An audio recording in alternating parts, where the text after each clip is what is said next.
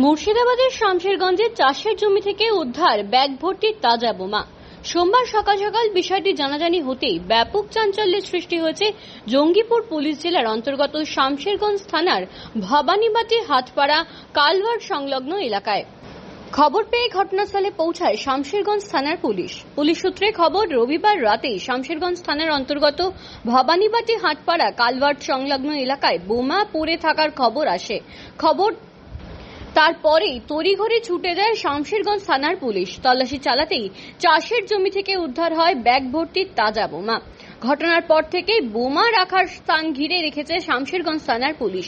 খবর দেওয়া হয় বোম স্কোয়াড টিমকে। সোমবার সকাল থেকেই নতুন করে আশেপাশের জমিতে তল্লাশি চালায় পুলিশ। কে বা কারা চাষের জমিতে বোমা রেখেছে তা তদন্ত করে দেখছে শামশেরগঞ্জ থানার পুলিশ। এদিকে এভাবে কালভার্ট সংলগ্ন এলাকায় চাষের জমিতে বোমা রাখার ঘটনায় উদ্বিগ্ন স্থানীয়রা।